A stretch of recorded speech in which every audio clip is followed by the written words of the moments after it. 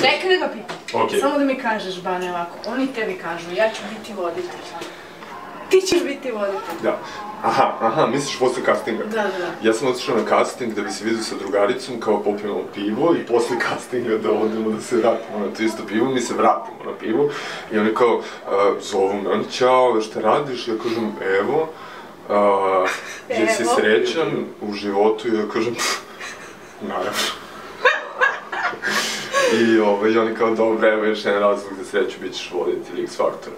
I ja kažem, ma kako, ma nije nešto ste pogrešili. Nađite nekog normalno. Nađite, ja kažem, pa gde ste mene našli, imate toliko lepih ljudi na castingu, talentovanih glumaca, mladih, finih, pristojnih, elokventnih, gde ste mene, pa kao ti si šarmantan, ovo.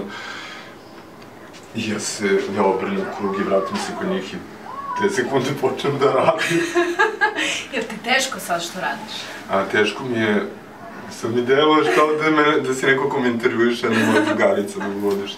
Teško mi samo napadno mi je fizički, da. Jel te fotkaju svi? Svi mi fotkaju, povrećem se ovo. A na Facebooku inbox? Ne sam da otvorim Facebook. A na Twitteru? Na Twitteru ne, pošto sam na toj društvenoj mreži omražen. Ne znam zašto, verovatno nema koga nisam pljunuo tamo.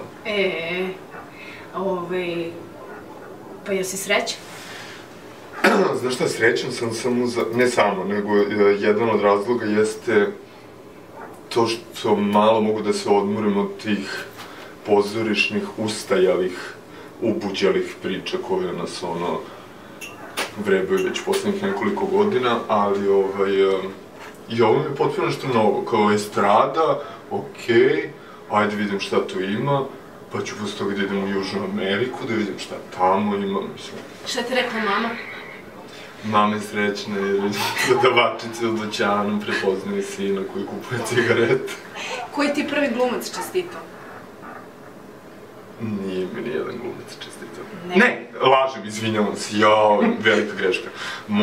Zamislim, moj omiljen, naš glumac Ljubo Bandović. Nemoj da pričaš, kako je Ljuba prvi saznao? Ljuba je saznao, nema pojma kako, nekim ubrzanim tokovima i on mi je rekao samo napred, grli ti ljudi tvoj drug, blablabla. Opa, a glumica?